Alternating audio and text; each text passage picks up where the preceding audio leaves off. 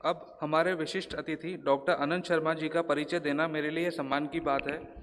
भारत के प्रमुख उपभोक्ता आंदोलनकारी डॉक्टर अनंत शर्मा जी उपभोक्ता संगठनों के राष्ट्रीय परिसंघ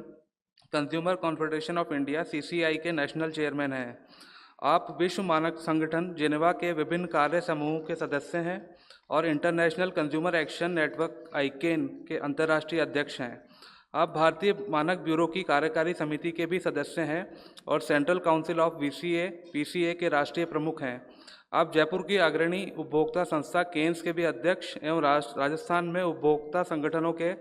प्रांतीय महासंघ के मुख्य संरक्षक हैं।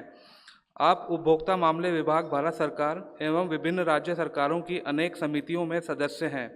आप कंज्यूमर्स वर्ल्ड पत्रिका के प्रधान संपादक हैं एवं आपके लेख विभिन्न समाचार पत्रों में नियमित रूप से प्रकाशित होते रहे हैं। आपको अनेक अवार्ड व पुरस्कार प्राप्त हुए हैं एवं आप 2500 से अधिक टेलीविज़न कार्यक्रमों में भी सम्मिलित हुए हैं। सर, आज आप हमारे साथ हैं, ये हमारे लिए सौभाग्य की बात है। अब मैं आपको सभा को प्रबुद्ध करने के लिए आमंत्रित करता हूँ।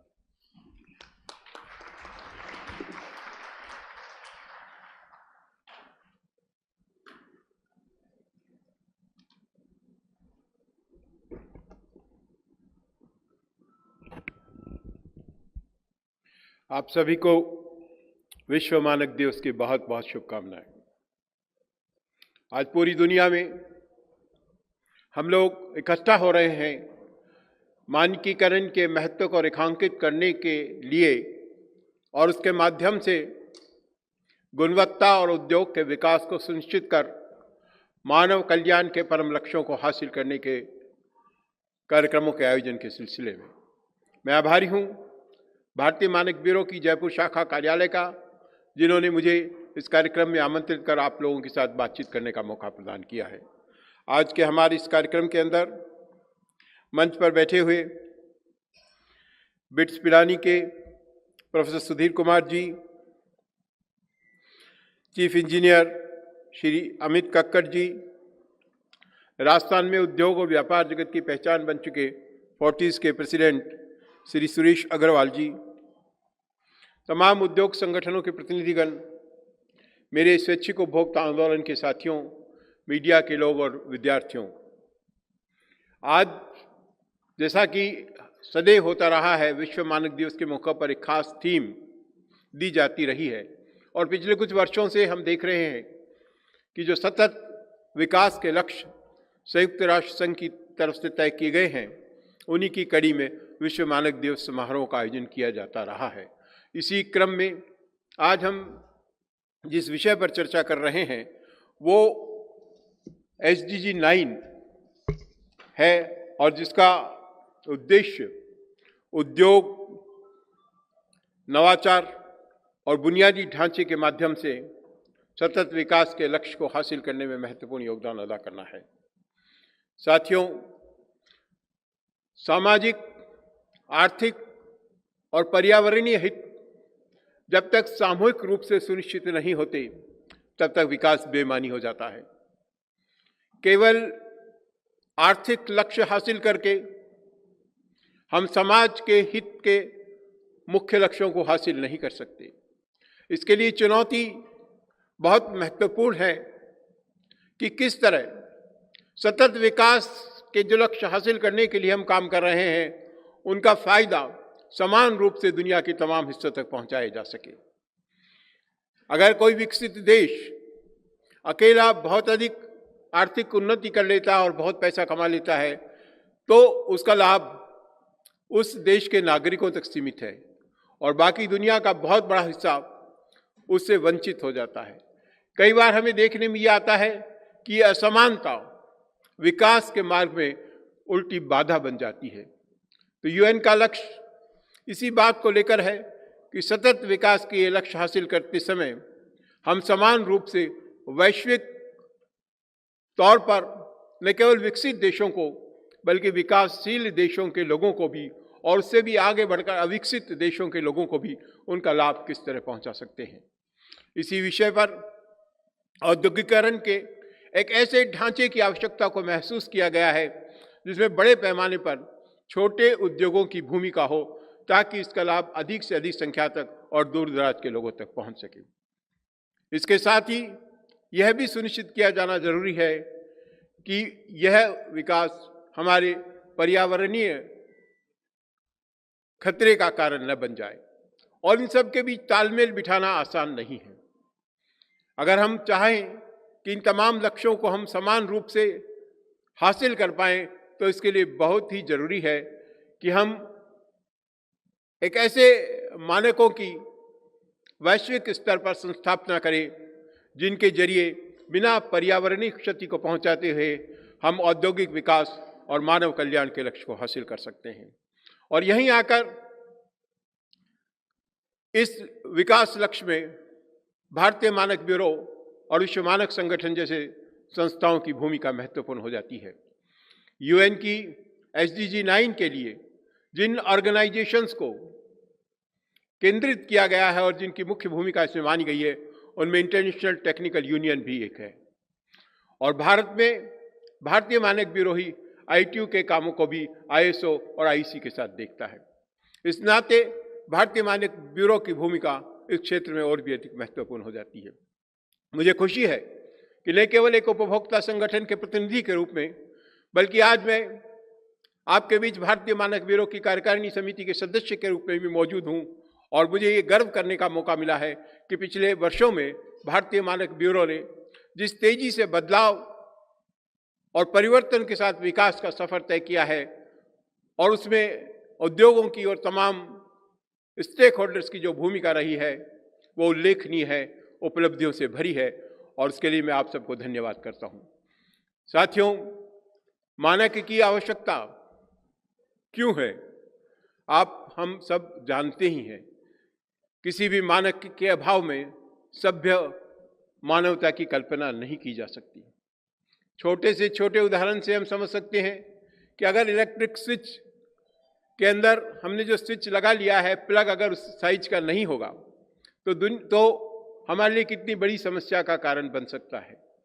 विश्व के अलग अलग देशों में आज भी ये स्थिति है कि इलेक्ट्रिक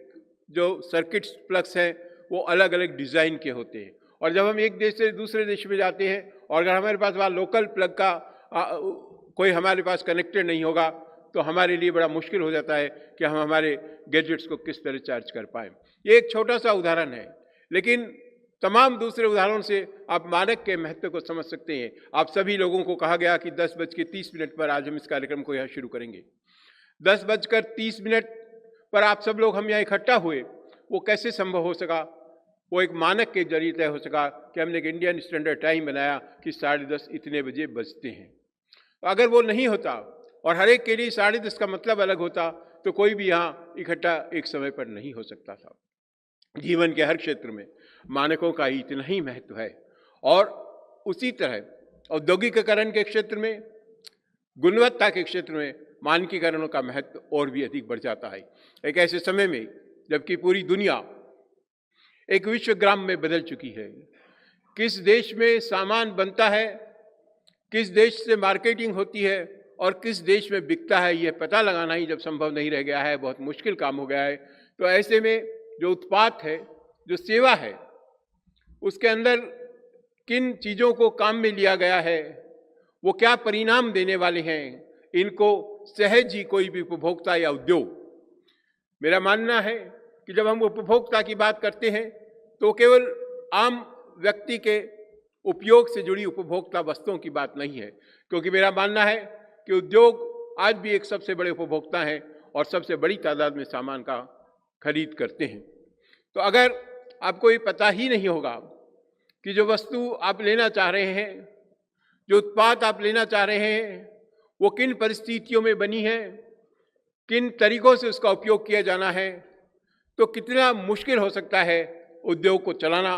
और आम जीवन के रूप में जी पाना। उसमें एक ही रास्ता है, मानक। अगर मानक चिन्ह कोई लगा है, अगर उसका कोई स्टैंडर्ड है और ये दावा किया जा रहा है कि वो उस स्टैंडर्ड के साथ उत्पाद बाजार में लाया गया है, तो वैश्विक स्तर पर हम ये सुनिश्चित कर सकते हैं कि उसका किस प्रकार उपयोग किया जाना है, उससे जुड़े हुए क्या खतरे हैं और क्या सावधानियां हमें रखे जाने की जरूरत है। तो जब अब वैश्विक विकास की बात हो रही है तब ये बहुत ही महत्वपूर्ण हो जाता है कि हम मानकीकरण के क्षेत्र में अधिक प्रभावी ढंग से काम करें और गुणवत्ता के सुनिश्चितीकरण के लिए मानकीकरण का बेहतर उपयोग करें। आज मेरी चिंता, जब हम विश्व मानक दिवस मना रहे हैं और विश्व मानक संगठन से भी मुझे जुड़े रहने का सौभाग्य है, आज भी मैं बहुत सारे वर्किंग ग्रुप्स का आईएसओ का मेंबर हूं और हमने सुरक्षा मानकों की गाइड 10 साल पहले बनाई थी आईएसओ की तरफ से, तब भी मैं उसका एक कमेटी का मेंबर था और उसमें हमारा योगदान रहा है। सवाल ये है, जिस बात की लड़ाई मैं विश्व के तमाम मंचों पर लड़ता रहा हूं, वो सबसे बड़ी चुनौती यह है कि मानकीकरण और गुणवत्ता का लाभ अब तक मुख्य रूप से विकासशील देश उठाते रहे हैं। आज हमारे सामने सबसे बड़ी चुनौती इसी बात को लेकर है कि विकासशील देशों के मुद्दे और अविकसित देशों के मुद्दे किस तरह अंतर्राष्ट्रीय स्तर पर मुख्य एजेंडे के अंदर शामिल हो सकते हैं। और ये केवल हम लोगों के या अंतर्राष्ट्रीय मंचों पर भारत को प्रतिनिधित्व करने वाले लोगों के बस की बात नहीं है, क्योंकि जब तक नीचे स्तर से, जब तक आप लोगों के स्तर से, उद्योग और उपभोक्ता के स्तर से अनुसंधान सामने नहीं आएगा, जब तक शोध की चीजें सामने नहीं आएगी, जब तक सूचना और प्रौद्योगिकी वित्तीय संसाधनों का समान वितरण सुनिश्चित नहीं किया जा सकेगा, तब तक हम उन मुद्दों को प्रभावी ढंग से उठाने में सक्षम नहीं है। आज भी सबसे बड़ी चुनौती इस बात की है कि प्रति 10 लाख लोगों पर अनुसंधानकर्ताओं की संख्या किस देश में कितनी है। SDG 9 एक महत्वपूर्ण संकेतांक है जो इस बात को सुनिश्चित करता है। एक और उत्तरी अमेरिका जैसे देश है जहां प्रत्येक 10 लाख पर 4000 से ज्यादा शोधकर्ता है, तो दूसरी ओर से हमारे पास अफ्रीका के ऐसे देश भी हैं जहां प्रति 10 लाख की आबादी पर केवल 100 अनुसंधानकर्ता भी नहीं है। और भारत की स्थिति भी इस दृष्टि से बहुत अच्छी नहीं है, बावजूद इसके कि हिंदुस्तान दुनिया में एक जमाने में न केवल विश्व गुरु रहा था, बल्कि आज भी तकनीकी की दृष्टि से मैं कह सकता हूं कि भारत विश्व गुरु है, क्योंकि दुनिया की तमाम बड़ी तकनीकी संस्थाओं में भारतीय बुद्धिजीवी प्रभुत्व वाली स्थितियों पर बैठे हुए हैं। लेकिन क्या भारत में जो शोध हो रहा है, जो अनुसंधान हो रहा है, वो उस स्तर का है? हमारे सामने एक बड़ी चुनौती है। और जब तक हम स्टेक होल्डर्स को इस बात के लिए और शोध के लिए तैयार नहीं कर पाएंगे, हम सतत लक्ष्यों को हासिल करने में सफलता नहीं हासिल कर सकते। साथियों, भारतीय मानक ब्यूरो ने